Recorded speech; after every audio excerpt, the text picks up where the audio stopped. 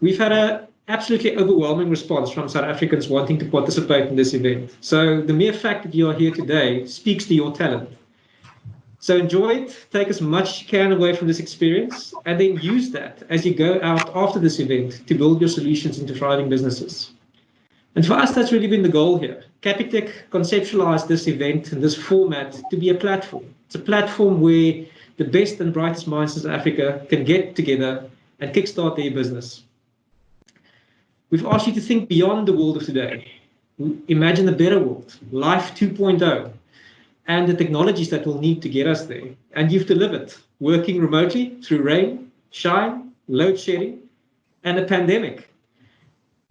With the support of our expert mentors, you've had the opportunity to be able to learn from the best and take your ideas to the next level. I'd like to extend a special thanks to all of our mentors, specifically the Student Slati from the Student Slati Science and Engineering and Technology Institute, Annette Miller from Flexiforce, Levuyo Rani from Salulu Ulutu Technologies, Charles Greff from One Day Only, Baratang Mia from Girl Hype and Women in Tech, and Tumi Saneke from OfferZen. Additionally, I'd also like to thank our organizing team for putting this event together. Ed, Matt, and all of our media partners. They've done a tremendous job with, behind the scenes to put this event together. We're working with in terms of organization, but also in terms of the media releases that you would have seen going out on our social media channels. And then onto our judges. We're fortunate to have an experienced panel of judges evaluating your work today. Firstly, we have Nicola Nell, founder and CEO of Atmosphere, who's a leading PR agency in South Africa. From Capitec Bank, we've got Sibusiso Kumalo. Sibu joins us with a wealth of business knowledge, having experience in marketing, operations. You may recognize his face.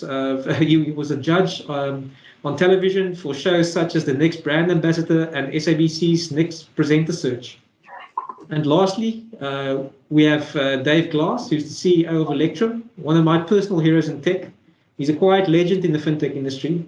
If you've performed any kind of financial transaction, payment, or sent cash recently, then the odds are likely that you've used Dave's platforms that they've built to process payments within milliseconds. Each of the teams had 7 minutes to present.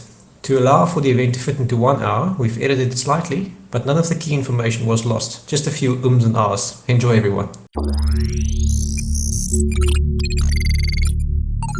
Winnie from the Ecodiesel team. Woo! We have quite a big problem on our hands here in South Africa. We really believe that it's up to us to rebuild it.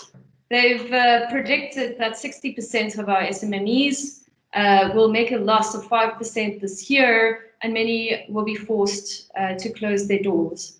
And just because we're in a pandemic, it doesn't mean that the government is taking their focus off other long-term goals, for example, global warming. Unfortunately, with SMMEs liable to pay the bill. We've taken Surf Fruits as an example, 13,000 Rand plus of carbon tax, and not to mention the implementation of a fuel management system to track their carbon usage. With the effects of COVID-19 on SMMEs, the carbon tax implementation, our SMMEs are having quite a tough time, and because of the financial pressures, probably will fail. And if our SMMEs fail, our South African economy fails. But don't worry, we have a solution for you guys. Presenting Ecodiesel. So Ecodiesel is a fuel made from a waste product, which is used vegetable oil, and it's counted as carbon neutral. And through using this fuel, we're able to reduce your carbon tax by almost 100%.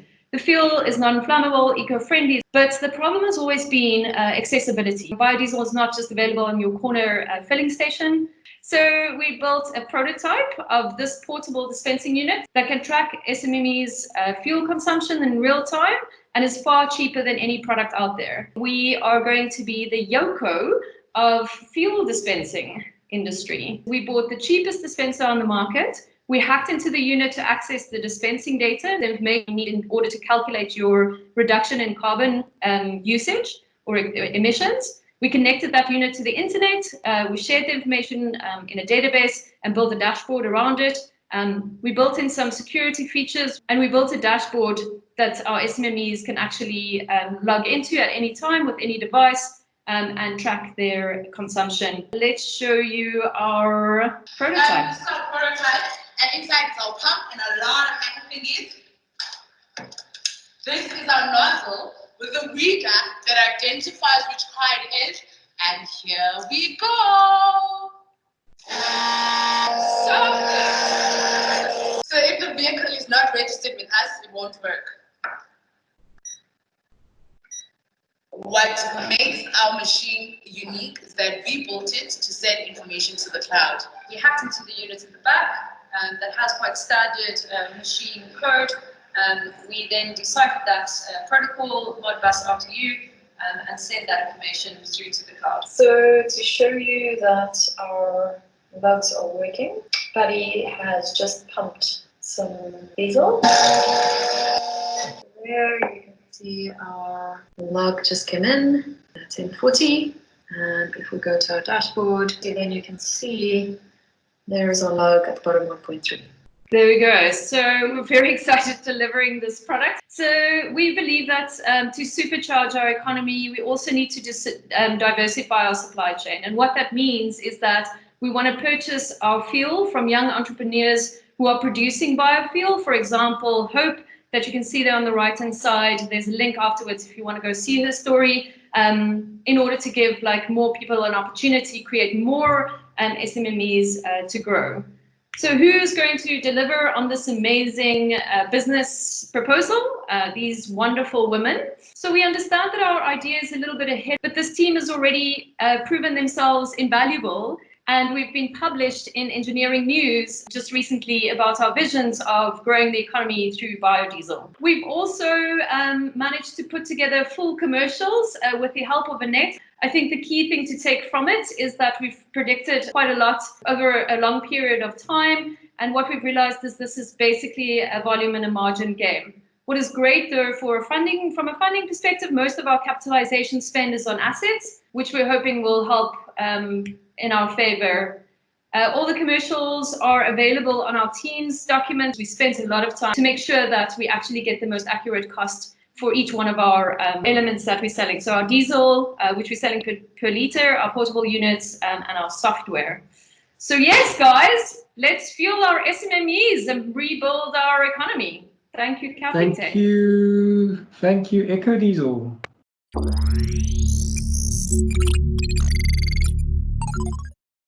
Thinking has been in operation for 10 years, 7 of these with a focus on interactive electronic-based design and production. These are unprecedented times in so many ways, and what is needed are great ideas and new technology to help us navigate through them. There are many unknowns in the risk factors of COVID, surface and air spreading. Airborne is very hard to design for, but there are a whole lot of easy things to do with surface spreading.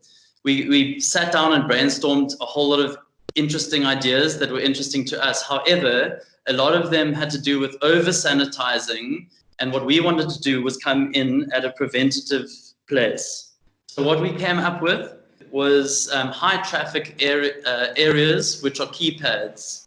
Keypads have a lot of issues, one of them being security, and the other one is the psychological fear that people will have because of the fact that everyone's touching them. So there are 2 factors that could result in high traffic areas and items that have high traffic things on them, like keypads, becoming obsolete. One of them is the psychological fear of touching things, and the other thing is more of a policy thing where businesses or even government would stop people from touching high contact areas. Through our research, we've seen a couple of areas in which we could look at contactless keypads, vending machines, ATMs, elevator buttons, to name a few. When we looked at our different ideas to make something contactless, and what we came to are infrared lasers and infrared receivers because of their accuracy. We went straight into prototyping and proof of concept, but this initial design had way too many surfaces and that people could touch. We looked at a whole lot of different things that would make it easy for people to understand this new technology. This is our first real prototype. This is just a video to show our whole process.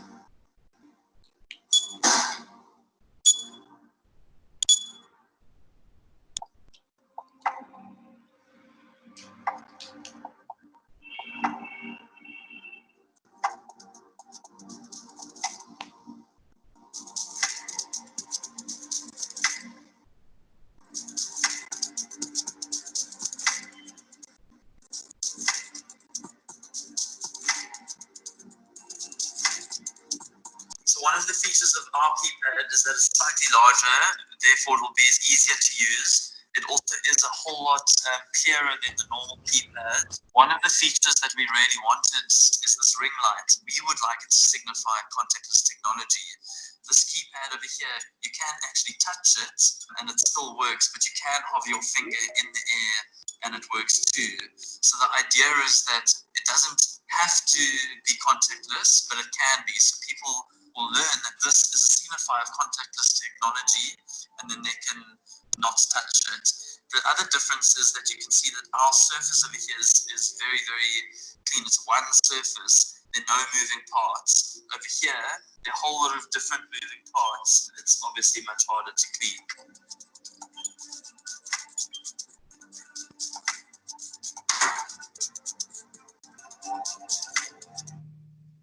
So when we looked at our target market, what we wanted to do was do design for replacement keypads. Now, this is very important because there are items that are becoming obsolete because people are not wanting to use them because of the high touch surfaces. When we look at integrating our keypad into existing machines, is something that's actually very easy to do. All it requires is to hook into the keypad on the current PCB. In terms of our future developments, we want to design a custom designed PCB that has all of the components that we've got in our prototype on it, as well as a metal casing to house everything.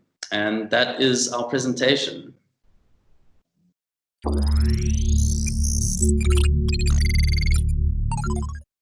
Ecodiesel, and where did the inspiration come from? Ecodiesel is the birth child of nerd code. We envisioned a world where the taxi minibus industry is automated. We envision a world where the industry will align with the current challenges of COVID-19 on bringing the taxi industry into the 21st century. The benefits of Ecodiesel for the commuter is to find a taxi from the comfort and safety of your home or workplace. The ability of viewing taxis in your radar, then being notified. This promotes social distancing and eradicates long queues. You can share your trips with loved ones and also rate your taxi experience. Taxi drivers are also able to ensure scheduling trips, notifying commuters of availability, identifying and locating commuters, gaining insights of commuter behavior in order to make informed decisions, and also improve customer experience. Our initial targeted service area is Gauteng, and then to roll out into KwaZulu-Natal and Western Cape. This accounts for 66% of the entire South African taxi market. The SA taxi market is a 50 billion rand industry a year. 250,000 minibus taxis are responsible for transporting 15 million commuters daily. Some of the use cases that have driven the functionality that we have implemented on the application is that of Spongile, who uses the taxi on a daily basis to travel to work and back home. Her concerns are usually, will I make it in time to catch my taxi? Has the taxi already departed? And how can I verify that the taxi driver is still there? The technology that supports Ecodiesel is as follows. These are the vouchers for commuters in our taxi QR codes. Now for the demo. We're going to start with the Ecodiesel driver app for the drivers. From the splash screen, we're going to show you the landing overview page to entice the driver to start using the app. They can click on Start Trip, then they will be asked to sign in. Username and password will be required. You can also register or recover password from this page. And you will see that we have COVID messages that are different on every page. You are able to schedule a trip, view your payments, reset password, profile, or log out. But we're just going to start the trip by going to the main menu and clicking Start Trip. Then you can select a particular destination of where you're trying to go to. Then you'll see all the commuters going to that particular destination. Then we'll give you a view of where they actually are around you, these commuters. Then we move over to the exciting app, which is for the users. They're going to have a landing page as well. That's going to have a Find a Taxi button. Once clicked, it's going to ask them to sign in. Once they sign in, they will be able to see the COVID messages that are also sponsored by different companies. And then the actual landing page will arise with the side menu at the top.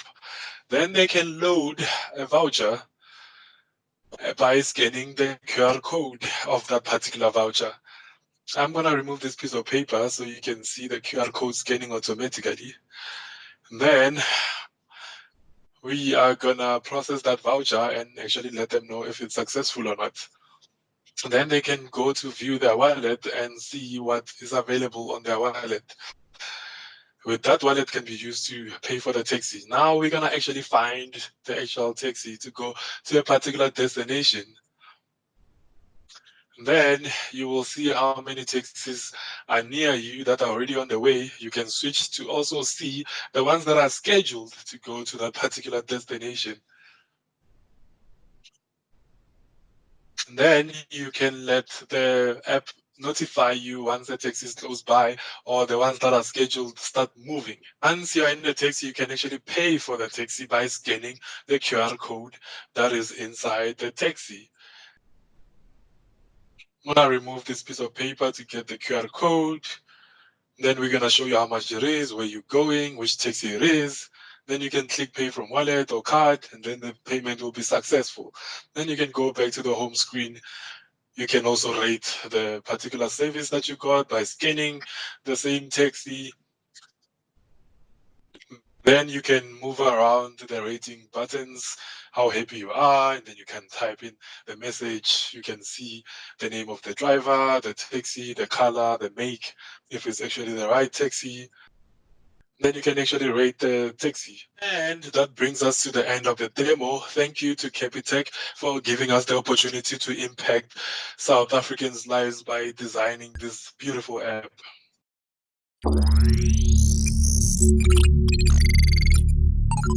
Okay, hi judges. My name is Danielle and I'm representing Briefco. So few industries actually have a reputation like the legal space for its lack of tech adoption, despite being in desperate need of it.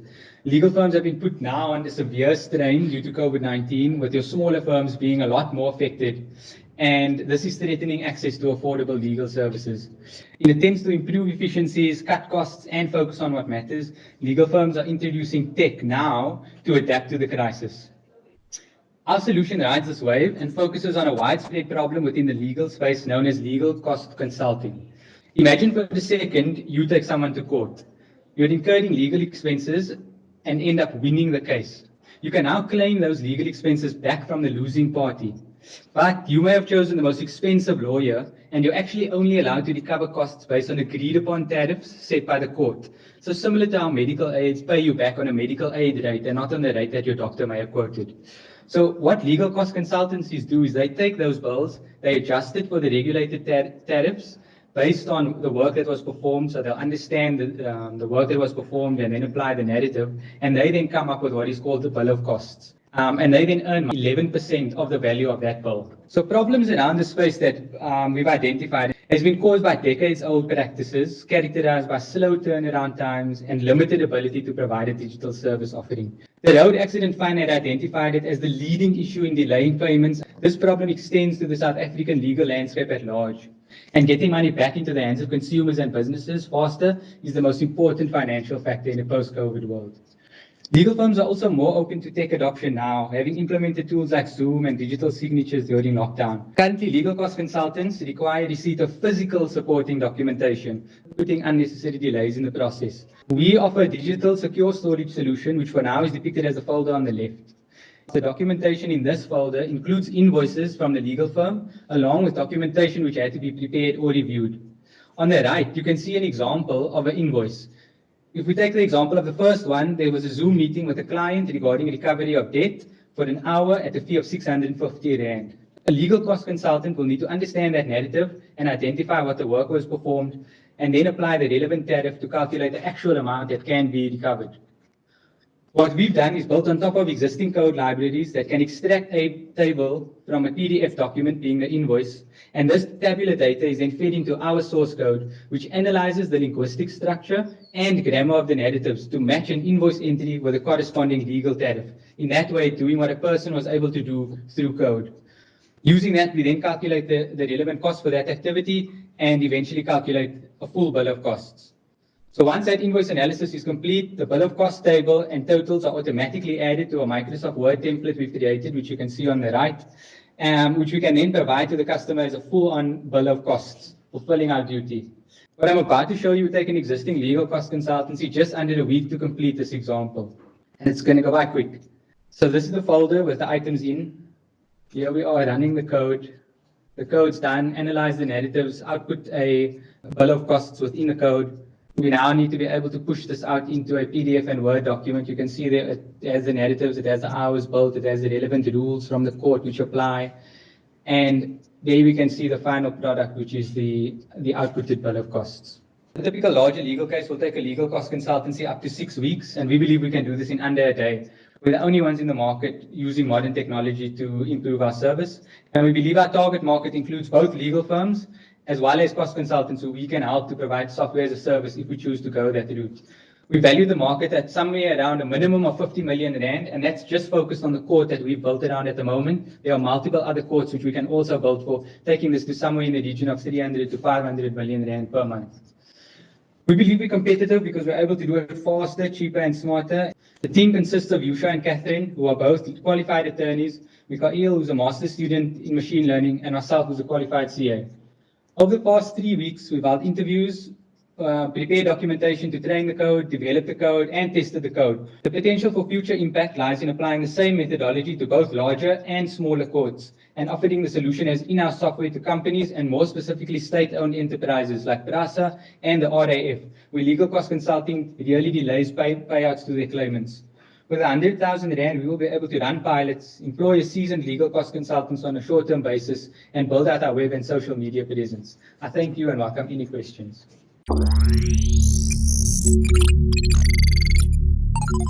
Good day, I'm Tanu Shongwane from Lieber. At Lieber, we believe payments should be simple and accessible to all.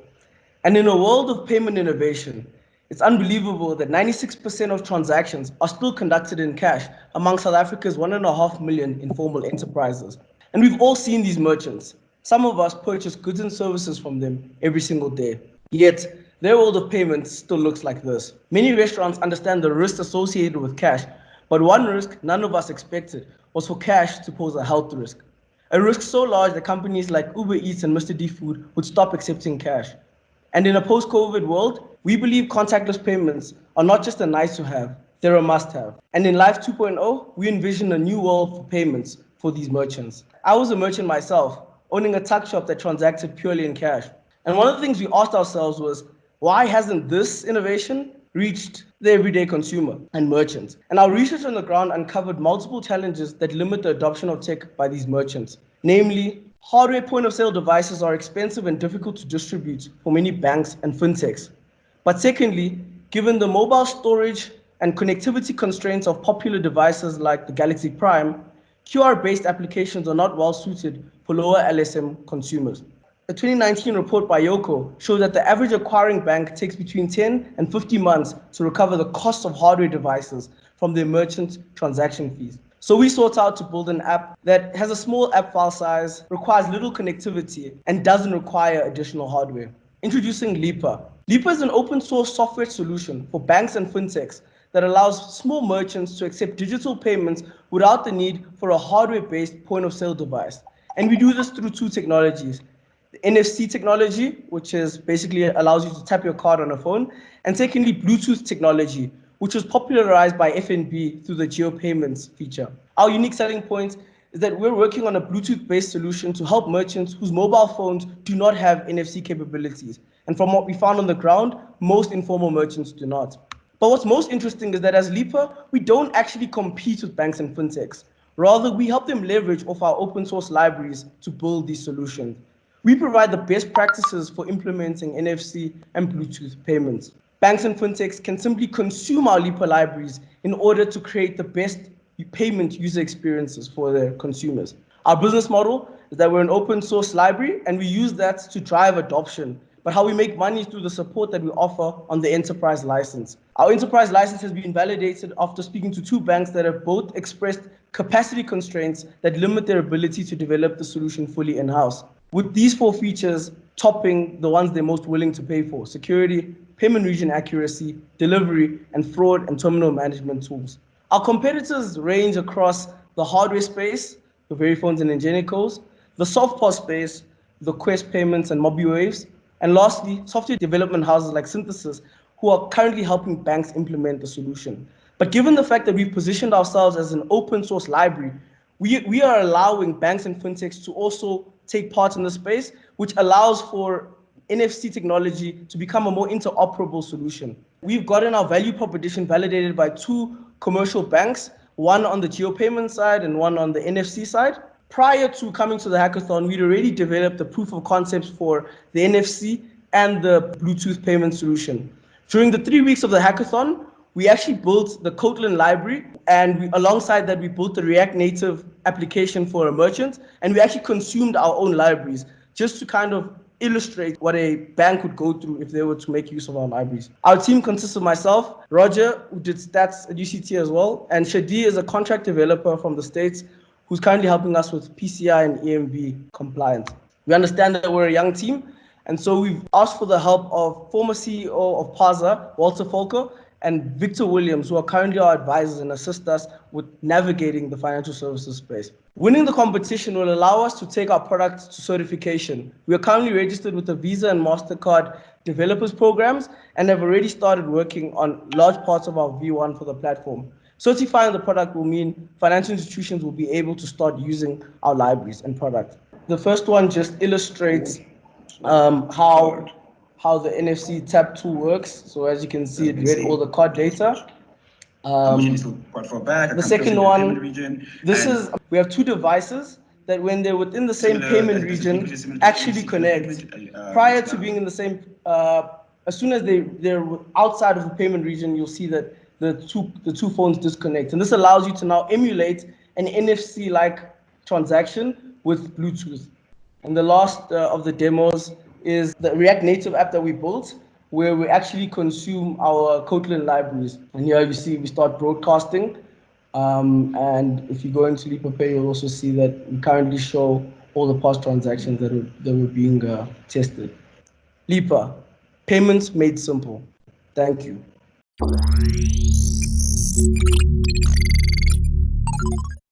My name is Njabulo, and I represent Team Tato. What is Life 2.0?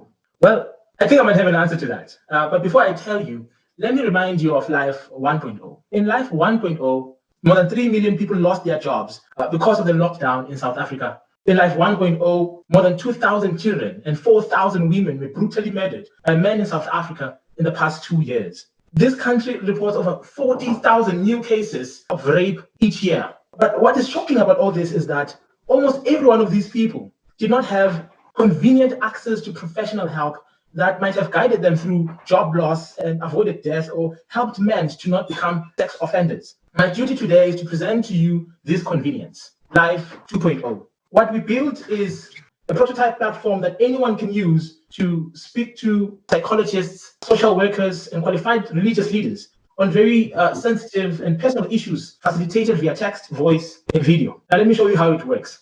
This is our demo. You log into the screen and you're able to find a practitioner, be it a social worker, a psychologist, or a religious leader. You can find a practitioner, that's Dr. Emmanuel. You can see Dr. Emmanuel's blogs and articles as well. And then if you want to set up an appointment, you can go ahead and find his diary, choose the time and the date, and then confirm that information. When the meeting starts, this one is by video. The platform also has articles where psychologists and all these practitioners can blog and post articles related to your search as a client. This means that if you have postnatal issues, maybe you were raped and you are pregnant now, because there'll be articles written by professionals that will be coming to you to assist you during this journey of your predicament. So you find articles there and you can read them through. Let me fast forward a bit. Here's one part, my file. Basically, this is one of the advantages that we have on the platform, is that you can reflect on the sessions that you have with your practitioner. And another advantage to this is that we've shortened the waiting time for you to see a psychologist. Previously, it was about 3 to 4 days before you can see one. But here on the platform, you can find a live and available psychologist or professional and request a session on demand. It also allows easy access to professional help to people who live in disadvantaged communities, be they people in townships. Practitioners can see their own session requests as well. They enter their banking details, We can see what are they, what do they do, what they qualified for, etc., etc.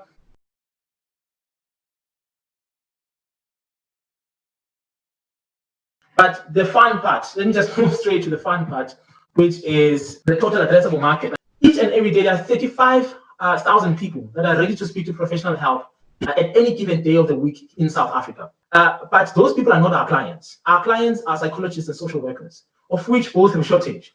There are 13,000 registered psychologists in South Africa, and there are 17,000 registered social workers in South Africa. But government has a mandate to employ 62,000 by 2030. But also at the same time, there's 4,000 of them that are without employment. We hope these 4,000 can be placed within government, by government within our platform. Our market strategy is looking into making partnerships. Number one, with government. Number two, through the psychologists that are within TATO, that will come from TATO. Number three is partnerships with universities and schools to encourage them to use the platform to access campus psychologists and partnerships with NGOs, etc.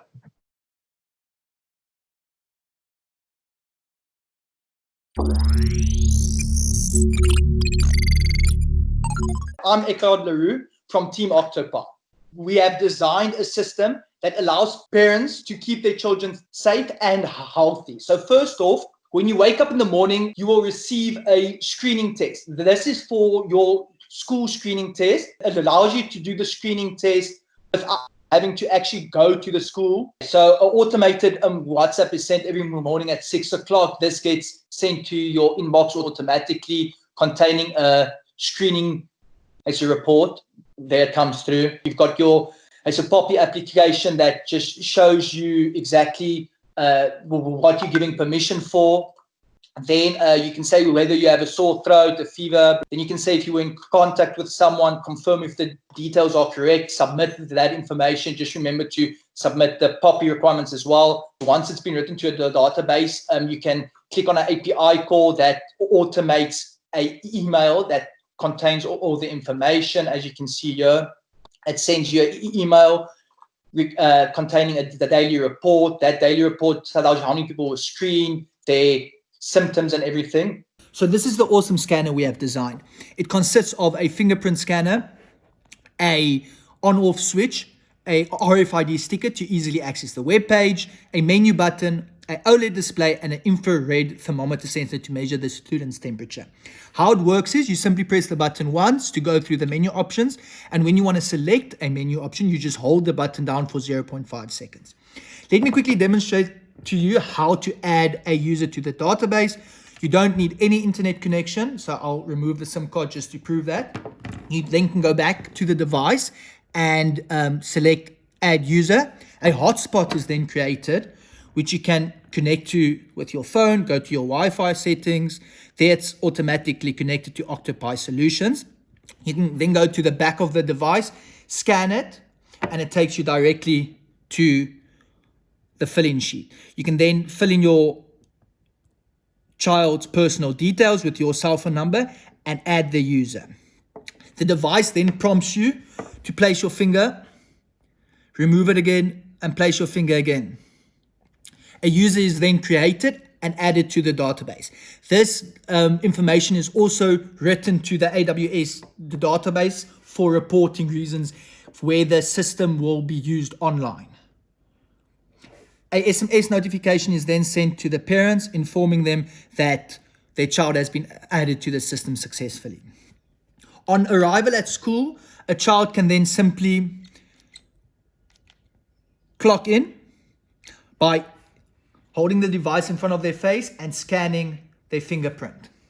This then gives them the date and time that they signed in, their name. It does, however, not show their temperature and sends a personal message to their parents informing them of their temperature. This information is also uploaded to a database for reporting reasons. As you can see there, the clocking time is 12:46. And a temperature of 36.71 was measured. This process is then repeated when the child clocks out.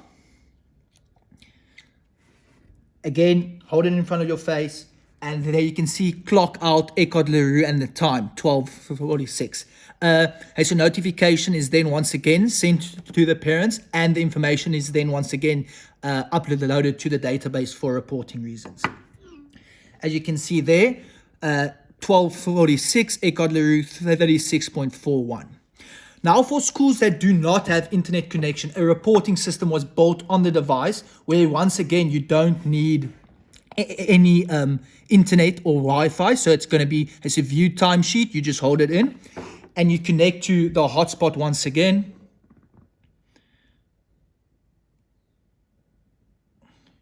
Okay, so it's automatically connected. Then all you have to do is scan the back of the device once again, and it takes you to the so the date selection. So I can select today's date, click on generate report, and the device will prompt you to refresh the page.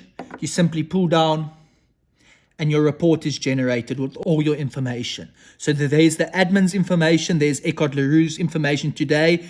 Clock in temperature was 36.71, clock out temperature was 36.4. That means I was at school for 35 seconds and the student's temperature decreased by 0.30 degrees. So that's it.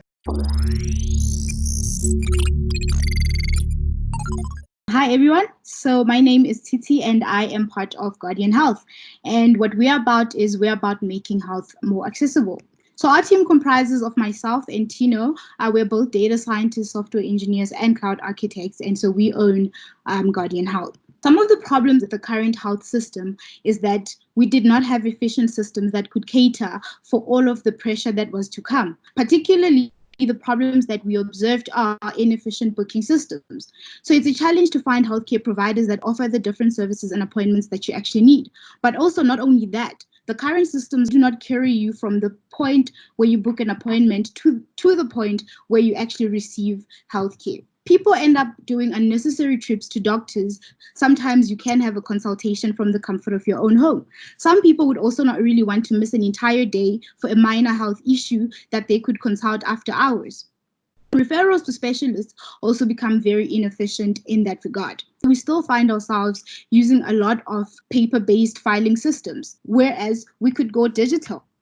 There's no resource management or demand forecasting that can allow health practices to see how much load they're going to expect so that they can actually do a lot of planning towards that. We do not have digital prescriptions that can also support the virtual appointments that might be happening at the moment. So you still need to go in, get a paper with your prescription and go to the pharmacy to actually get your medications. And also there are no automated reminders to avoid no-shows as well for the patients once they've booked. So what we decided to do is we decided to have a system that caters for appointment bookings. You can have virtual appointments from the comfort of your own home after hours or whenever you and the health practitioner agree. We can have digital filing where the health practitioners can record your notes during appointment, easily pass them to specialists if you are referred to another health practitioner, and also make them easily accessible for you if you do need to have the notes, which also makes you as a patient to own your data. We also have digital prescriptions that they can hand over to you so that if you are prescribed a medication that is allowed to be digital as per the HPCSA rules, you can be able to get a digital prescription and go and actually purchase your medications. To support this, we also have the Guardian bot where people will be able to ask, like, how do I join as a health practitioner? Our bot will be able to answer such questions, or if you're having system issues, or if you just want to know how you can make sure that you do not get COVID-19, you can be able to use our bot to actually have some of these questions, which will ease the load for us when coming to customer services. Now going to the demo. So when you go on our platform, you can search for the location. It can also see your location. But when you go over here and you choose, you can then get here, then you can see who your guardians are, showing that they offer in-person appointments, video appointments, and after-hours appointments. When you get over here, you can see the profile of the practitioners. When you get to the calendar, you can book whether or not you want a video or an in-clinic appointment. After that, you get to be able to choose whether or not you would like to book an appointment. And you choose your reason for appointment and the payment method. Then you book your appointment. This will actually now be pushed over to the medical guardian that you have booked. So when I come here as a medical guardian,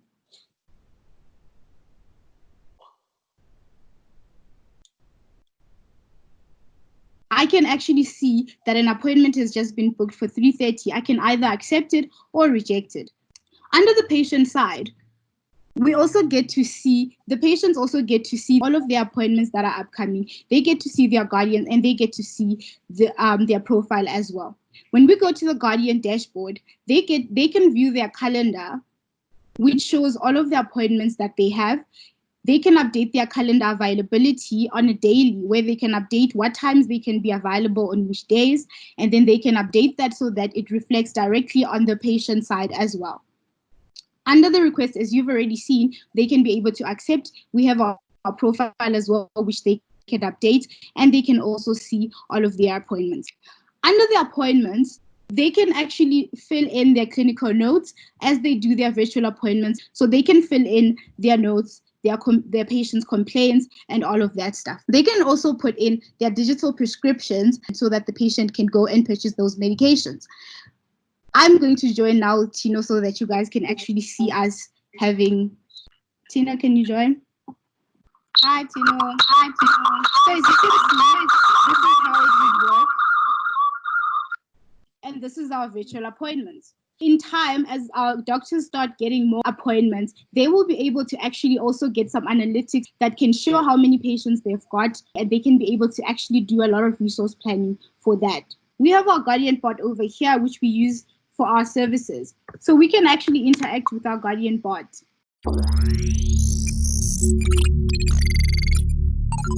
So we are Tinderbox. We like to call ourselves the obvious next step. We've got the inventor of the idea and the domain expert, who's also incidentally my father. We've got Benjamin de Prier, who's our front-end dev and background in UX design. And then there's me, who's the team lead and the back-end dev. I want to start off with the problem, approach it from the user's perspective. You're going to have to give some context here with how a general tender process works. So tendering is still in 2020 a physical process, which is amazing by itself. And which is even more amazing is all the different steps to achieve a decision with a tender. So it starts off with the procuring entity, and I'm just going to refer to them as the municipality, who prepare and advertise the tender. The potential supplier, who I'm going to refer to here as the firm, becomes aware of this tender. They go and pick up and pay for tender documents. They prepare their bid. They make copies and bind these, deliver them back to the municipality office, arriving there for the second time. Then after the closing date, there's the opening of tenders, which is a physical public event. The potential supplier or the firm goes to the municipality again for the third time. And hereafter, the municipality needs to make a decision. And this involves scanning and copying and distributing these bid documents of 100-page plus to the whole evaluation committee, compare prices, and finally reach the decision. It doesn't take much to realize there's a bunch of problems in this existing system. One of the big reasons that this isn't already digitalized is the whole sealed envelope system. So you can't send a simple email because there might be an insider on the municipality side who then informs his friend at firm B and tells firm B, well, the lowest bid right now is 9.3 million, and guy comes in with a bid of 8.9. So, I mean, we've heard horror stories of people or private firms having a policy of ensuring a motorcycle always drives with the tendering document on the morning of submission because of accidents on the N1, or a tremendous amount of paper being spread and distributed, and not everyone getting to even view the tender on the evaluation committee on the municipality side, and a bunch of red tape. This is all 100% in contrast with a post-COVID world. I mean, the amount of contact, the amount of paper is incredulous. No support for remote working, which is something municipalities and people we've interviewed are struggling with, the document distribution within a municipality. And one thing that's nice for us is tend to force change. There's one problem that isn't quite clear, and that is the corruption that's still happening, even though the whole sealed envelope system, simply because in our country we have a lot of insiders, and these are spreading information back to their peers at private firms. So with all these problems, we went and interviewed customers, and both customers and users from both sides. We listed these, went through a full user research process, identified those that we really want to give attention to, and finally came up with our core problem statement. Our design goals are firstly transparency, so share as much information as possible, then obviously document movement, which is something that's not that hard to do in 2020. So from here, I want to head on to my teammate Benjamin Dupree and allow him to share with the demo of the application. Okay, so I'm going to create a new account from our sign up screen. So just as a preface, I set this up so we can log in different users in the 2 tabs. All right. Okay. So this is the dashboard. So any user account can either advertise a new tender here and accept submissions, or after they bid for another tender, they'll be able to view it here in this table. So what I'm going to do is I'm going to go ahead and I'm going to create a new tender. This will create a link where other people can apply. So say we want to build a new power plant. I'm not going to fill out the full description here. We just want to add contact details here for any queries about the tender. And then we set a deadline, which is the date when the tender will become unsealed. We can move ahead and create that. Now we can attach any kinds of documents. So we purposely chose it so we don't limit the size or the scope of the documents because there's a lot of variability in the type of tenders. So let's say we want to add a request for proposal. There we go. So our document is uploaded, so we can add more, we can delete and change. So once we created one here, I can now see in the dashboard, this is the tender and it's out for advertising. Good morning, everyone. Trust it was a thoroughly stressful weekend after we left you hanging there on Friday with the pitches. I must say, just reviewing the footage again over the weekend, you all did really well. I think looking at the score sheets, our judges were supremely divided in terms of who should win the prize money, which is always a good indication to say that the amount of talent we had in this showcase was excellent. But ultimately, there will be one winner. Just before we get to the judges, just also to get to the other prizes we have, and that is of course our Amazon Echo Dots. We reviewed the content for the entire event, and on the basis of participation we came to the following list. So if I read out your name and you're on the line, please just give us a shout. Our first winner is Nanziwe from Ecodiesel.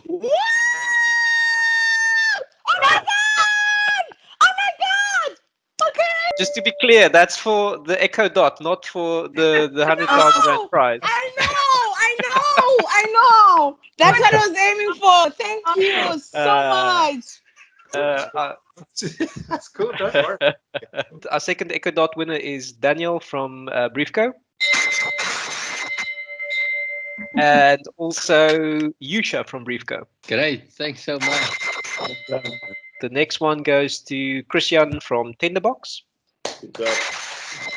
And another one from Ecodiesel for Michelle.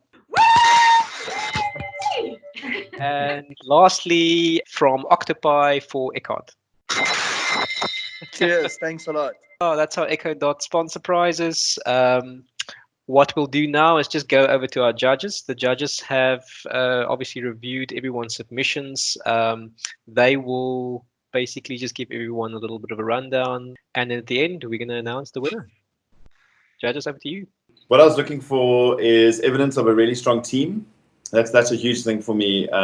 Just knowing that the team is strong can really help if the idea needs to be pivoted. Validation of customer value. If it was shown in the presentations that the customers really felt like it was adding huge value to their lives, that was a really important part for me. Go-to-market strategy. How are you going to approach your market? What's going to cost to get customers? That's really important in understanding the unit economics.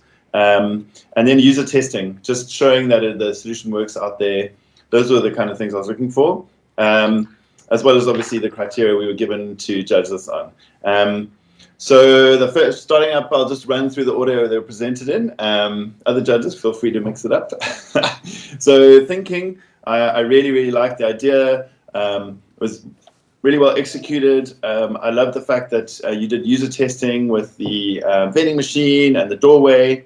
What was quite worrying was that there was no get-to-market strategy, and it would have been really good to understand if you had someone commercial on your team, you could have taken this to a commercial realization.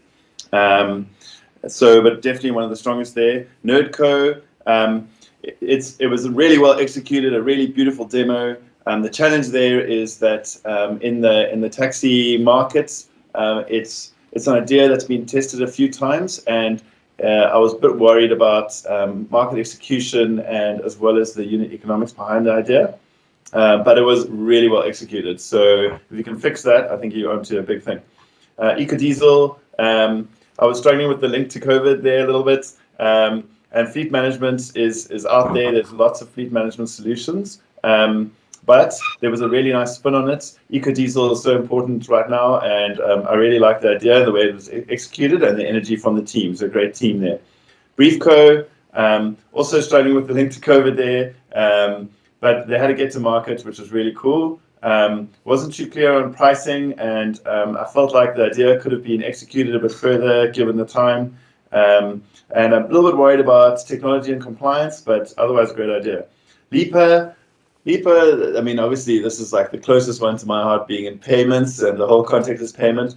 I really backed the team. I thought the team was super awesome, and the way you guys have executed the demo is really fantastic.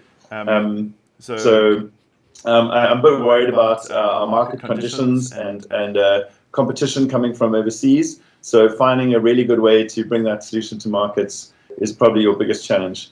Tato, I was a little bit worried, and I felt like it a bit impractical from a data use point of view. Octopi, I really like the fact that there was a WhatsApp bot in there. It really is something we need to do more of in South Africa. Although I felt like you could have done a bit more user testing and market testing there, just to find out what are the really key pain points that would have solved it for the customers who are paying for it. Guardian Health, really liked the idea. Practice management, I'm a little bit biased here because every doctor I meet is having a problem with billing more than bookings.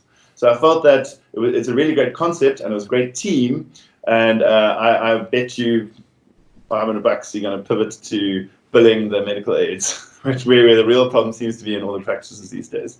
And then lastly, Tinderbox, also a great idea, really good understanding of the business problem, also a good team. Didn't really look at the private sector, didn't look at other tender software management solutions out there which do exist, and didn't really have a very clear get-to-market plan. And I thought you left a lot of money on the table in terms of your pricing. However, still a really good idea and one of my best. So for me, the two best ideas were, well, the three best really were Thinking, Tinderbox, and Lieber. That was a lot of talking. Thanks, guys. All right, so I firstly just want to say congratulations to everybody. I think participating and showing up with something that, you know, can impress us, impress me, was something that, you know, you can also just take pride in. I looked at the criteria that we were given to judge, but over and above that criteria, there's other things like, is your idea robust enough? Is it a strong idea that cannot necessarily be eliminated by some other solution that's existing, or something that could easily replace it? Could it launch, and could it be robust enough to launch and last long enough for us for the market to accept it before it's kind of like overtaken by something else?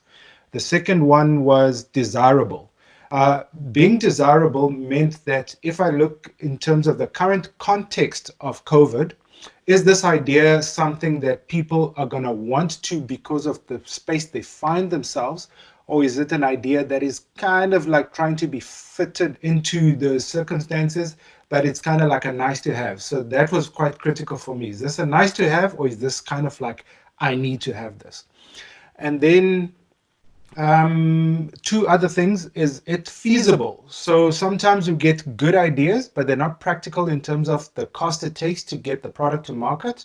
So is this really something that, you know, with limited resources, you could get to market with a minimal viable product that you can launch, and at least the market can be tested and can accept it, and then it can grow from there. And then the last one is it systemic? So can it fit into kind of like already existing norms and structures in terms of people's way of doing things and behavior? Or are we completely asking people to completely change society or the way things happen? Or is it something that can almost be systemic, but an advancement in terms of what people already have been doing, but in a specific way, whilst also dealing with the urgent need, which is the issue of COVID? So those are the things. I'm not necessarily going to tell you which one was my best ideas. I think all of them were great. There's some that stood out for me, but that's the criteria that I used over and above the 6 scoring matrix that we had. I'm actually quite appreciative that we had over the weekend to think about it, because I think sometimes the ideas need to lie with you and you have to distill it a bit. For me, the 4 things I had a look at, does it really resolve a pain point? And is that pain point linked to COVID-19? Is this really what we want in this brave new world right now? I also had a look at, does the solution solve the problem for the majority of South Africans? Does it push us forward? And then, being a marketer at heart, I really looked at, when you pitch the idea, can you give me the headline? Will this create a headline, and will this actually make a difference? So my top 3 is, I'll just give you, and also, so my top 3, I'll just give you some background why I loved it. I really loved the app for doctors, just similar to Dave. I'm extremely frustrated about the billing process, the booking process. I think that's got lots of potential. Contactless payment, Lieber, love the idea, although the presentation was slightly technical, but maybe that's just, I'm not a tech guru, but I could really see the impact for the wider reach in South Africa. And then nerd code, I just love it. I think the only thing nerd code could add, and that's just from my staff who use public transport, is a potential to see how many other people are on a taxi, because that actually takes the risk away of COVID-19. So that's my top 3. But I want to say thank you. I felt inspired, and I just love being part of the process. But thanks for everyone who put in all this efforts and ideas and development of it. I think it's great. Thank you, judges, for that that feedback. Now, we don't have a drum set, but I'll just ask Vim just to ring that bell one more time in lieu of not having a drum set. Come on, Vim, you've got to be serious. Okay, and the winner is Sibu. So the winner, this idea is something that is really rooted in a societal challenge that we face in South Africa, that we face for a long time, and has been exacerbated by the fact that we have this pandemic. We've looked at all the ideas that were put forward, and we felt that Guardian Health is our winner, and they win 100,000 rands. I would say dollars. Congratulations. Congratulations. Guardian Health, are you there? Show us your face. Thank you so much. We really do appreciate it. It was a hectic 3 weeks, but it actually allowed us to develop our idea very quickly. And I think with this, we can actually really move it forward. We're actually hoping to, because we've sort of started just putting it out there and telling people to test the platform. So we're hoping that we can now just move a little bit quickly on that and just getting people to test and add more features and stuff. Yeah, thank you so much. Again, we hope that this, for all of our teams, that this has been an experience in terms of really working closely with our mentors, reaching out. I think the connections that was formed will also carry you along. All of these mentors are top in their class, and they're there to help you out. And I'm sure with the relationship that you formed, that they will carry on to do so. So again, congratulations to Guardian Health. We could see these ideas form from practically nothing over 3 weeks. Teams like Ecodiesel built an entire pump station, and many of the different teams went through that cycle. So again, thank you so much for the effort. Yeah, congratulations to all of you again. It's not the end of the road. Please go out there and build these solutions into thriving businesses. That then wraps up our proceedings for today. Congratulations again, Guardian Health. And until we speak again, cheers. Cheers, guys. Thanks so much. Bye. Thank Bye-bye. you. Bye. Thanks very much.